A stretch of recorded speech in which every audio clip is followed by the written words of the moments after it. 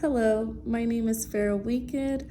I am in CJUS 354 Interpersonal Communications class with Miss Erica Garcia.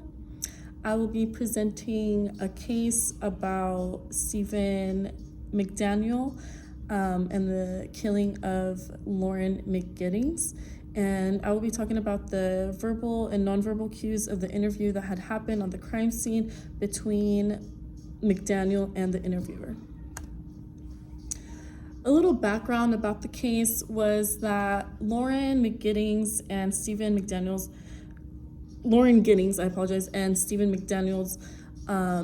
were classmates at a law school, and they were helping each other. They were friends. Everything was normal. She had no suspicion of him. He would help her with the bar exam, studying for the bar exam. He would help her with a lot of homework assignments. They would study occasionally. So she had no reasonable suspicion that he would be someone that would kill her or that would do any sort of harm. She was killed in June 2011, on June 26th. She was brutally dismembered and then thrown into trash cans after he dismembered her. This was in the location of Macomb, Georgia, where she had been studying for law. In the investigation, they had found out that McDaniel had dismembered her body, and he was trying to achieve the perfect murder. We don't know if he had premeditation or he was planning this for a while. It just sort of happened on June 26th. The body part that was found in the trash can by the police officers was her torso wrapped in plastic. The officers could not find her other body parts, such as her legs, her arms, her thighs, her other body parts that they were not able to find, not even her head.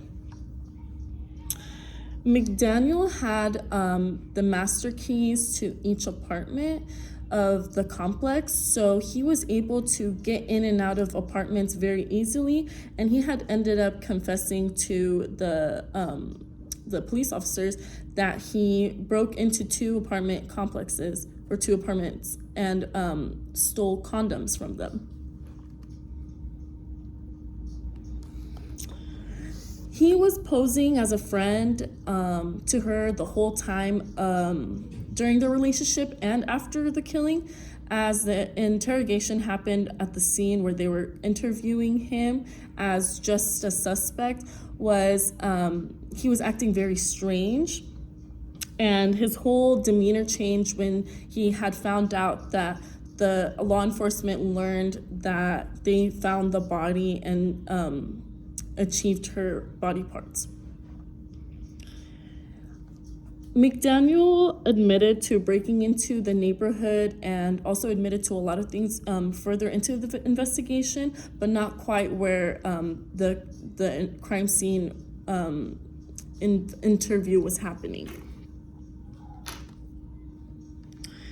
He was then charged for murder on August 2nd, 2011, and he was charged for the murder of Lauren Giddings.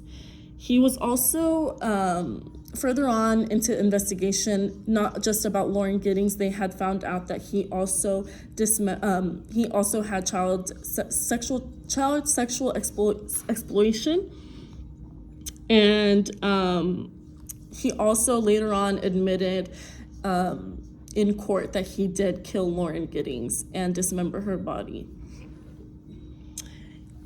And when he got into her apartment complex, he was watching her sleep for a while before he ended up killing her. When she found out that he was in there, she woke up, told him to get out, and that's when he jumped on top of her and started to strangle her to death. We're gonna watch a minute of this video showing WGXA first interviewed McDaniel the day after Lauren Giddings was reported missing in June of 2011.